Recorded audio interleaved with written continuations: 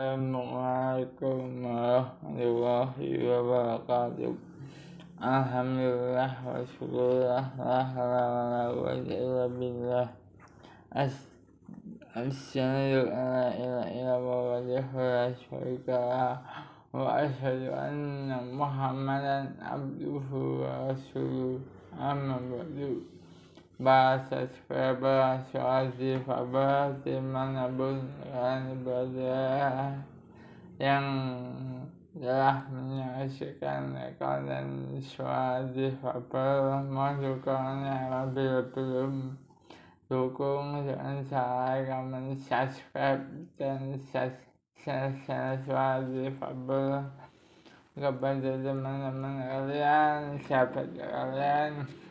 Semoga apa yang kita pelajari selama ini dapat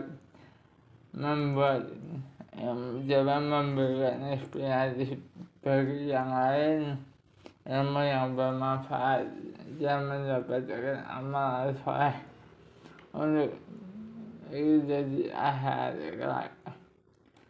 Ma'asyiral muslimin rahimahullah Suasi Faber, puji syukur atas kehadirat Allah Subhanahu wa Ta'ala yang telah memberikan kita kenikmatan ilmu, kenikmatan sembah, kenikmatan kesehatan dan lain-lain.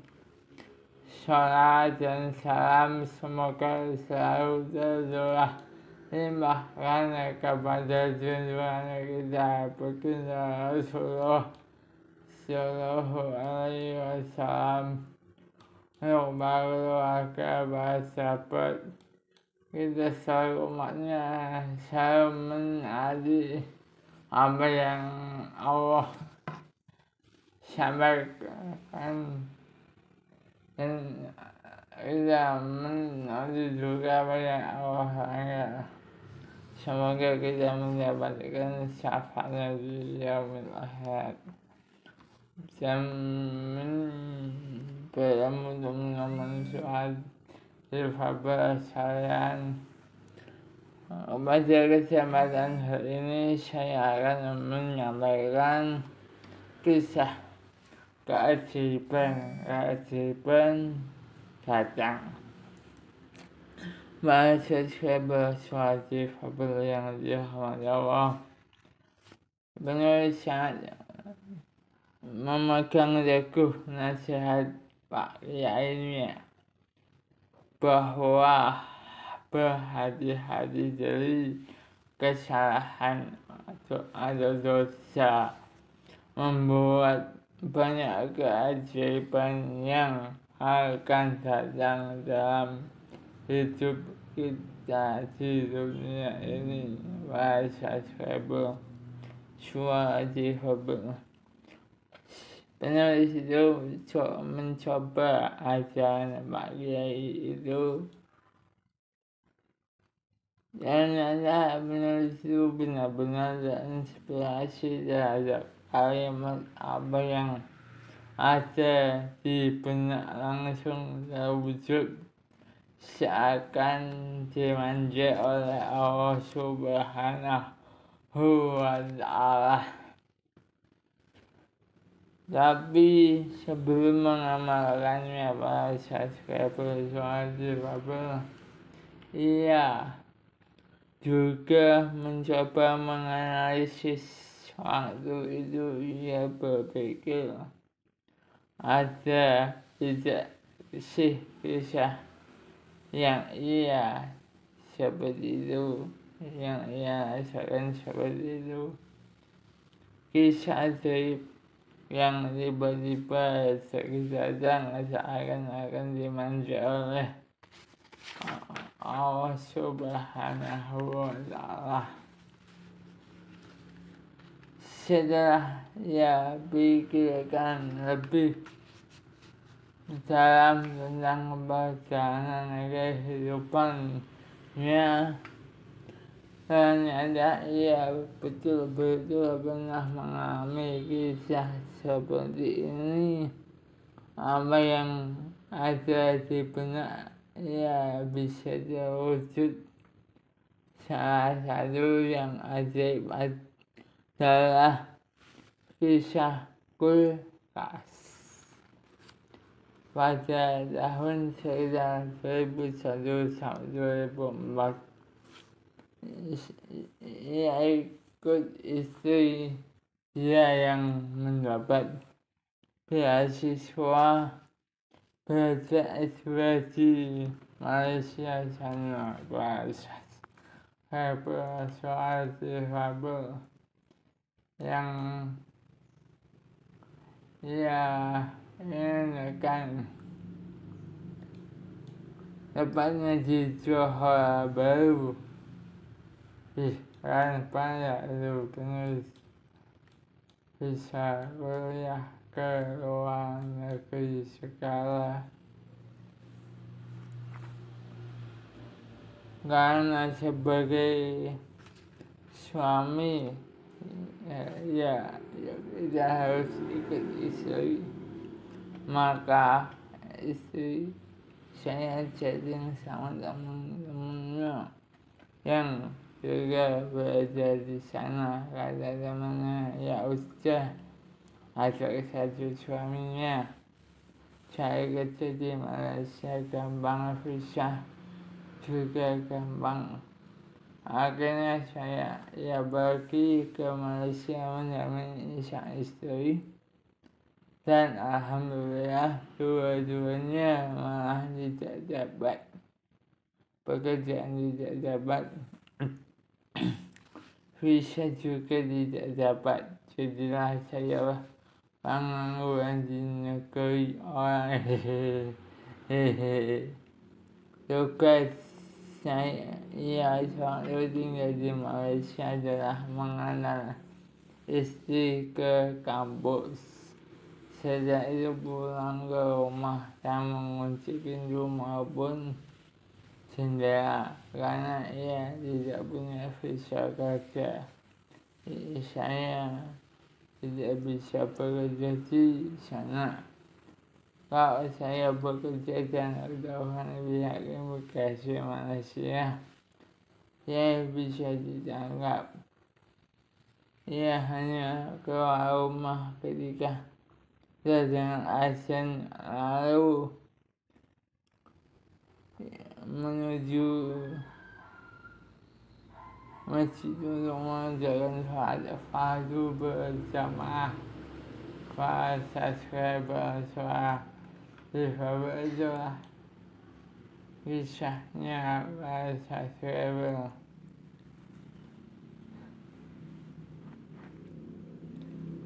Ketika itu istri sedang hamil dan tidak tiap hari minta sayuran, bang minta tolong yang beliin sayur karena tidak ada tukang sayur di rumah, maka ia harus jalan jauh baru mendapat sayuran, dan hal itu terjadi setiap hari. Sambil berjalan membeli sayur, saya menghayal enak banget ya gak punya kulkas, bisa membeli sayuran untuk beberapa hari sekaligus dan disimpan di kulkas. Setiap kali istri saya minta dibelikan, sekarang saya tiba keluar karena kulkas hati saya juga kelelahan. Ketika suatu hari seusai sahur doa nasi, benar abang adanya videonya sana, tapi pikirannya dan hati saya menjerit kulkas. Ketika keluar dari masjid, saya mendapati ada satu keluarga yang membuang kulkasnya dengan cara meletakkan kulkas tersebut di depan rumahnya. Untuk sekedar informasi, orang Malaysia kalau sudah tidak lagi memakai suatu barang papot, maka orang desa kecil Marabang desa kecil adalah di depan rumahnya, dan siapapun boleh mengambilnya. Halal, sebut saja sepatu blender, kipas angin, sepeda, dan lain-lain. Biasanya rajin mengambil barang bekas yang disebut saja orang Bangladesh, India, dan Indonesia. Yang penting halal, subscriber wajib halal. Saya datangi pelan-pelan ke tersebut dan saya buka pintunya, dan masih ada bunga esnya. Berarti kelakas tersebut baru saja dibuang. Saya lihat ke kanan dan ke kiri. Apakah ada pesaing saya atau tidak? Alhamdulillah, dan tidak ada bahasa saya suara difabel sekalian.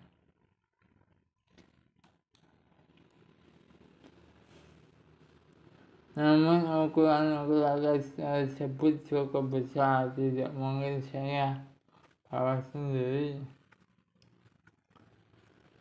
Begitu saja, barang kecil saya berani, besar seperti ini saya belum pengalaman dan takut ditangkap polisi. Akhirnya saya menelepon seorang kawan untuk bantuan untuk membawa pulang ke kos tersebut. Begitu sampai di rumah, kulkas itu segera saya nyalakan. Alhamdulillah, menyala subhanallah. Saat membawa kulkas itu dari masjid sampai ke rumah, kami melewati beberapa rumah orang Malaysia. Saya berasal di Papua.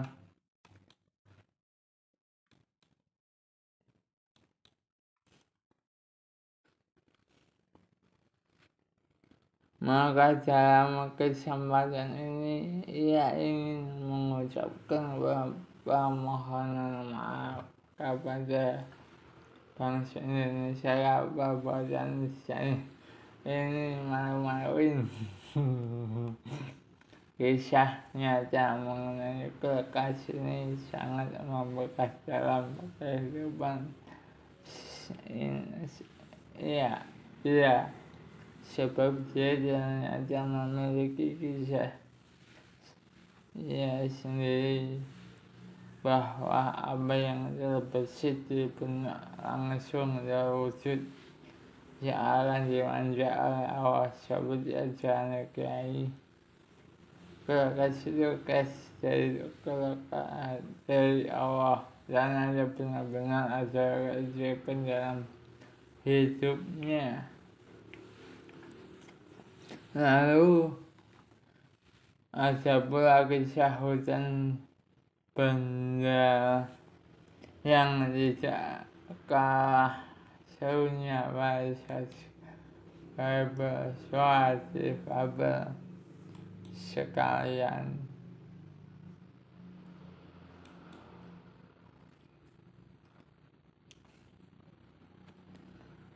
Karena pada waktu itu ia pengangguran di Malaysia, ia tidak bisa mengajak anak rekreasi ke sembarang tempat.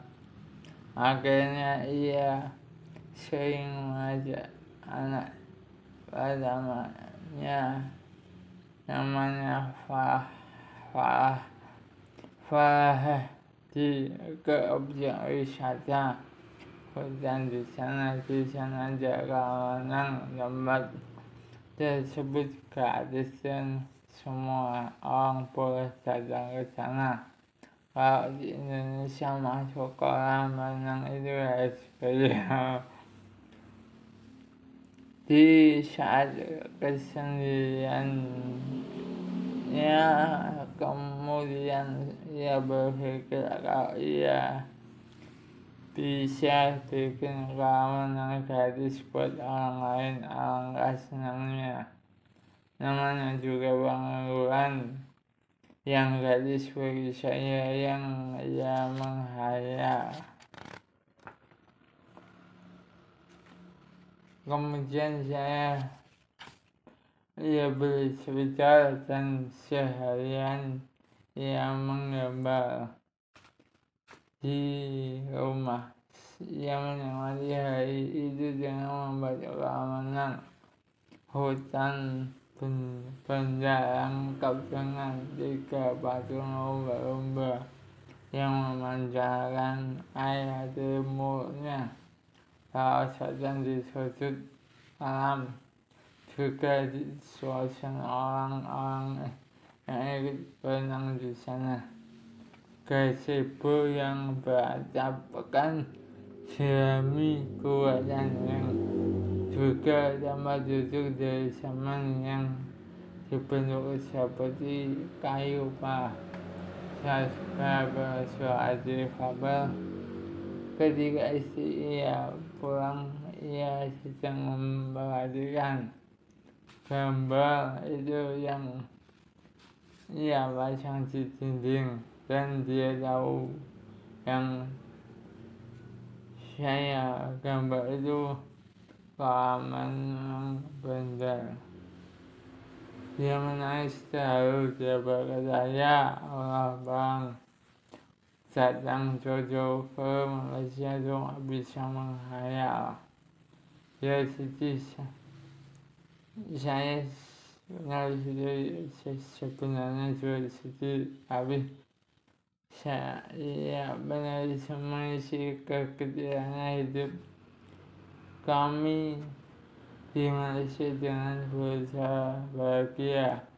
Alhamdulillah, sekarang di beberapa perumahan yang ia bangun ada keamanan yang digariskan oleh warga.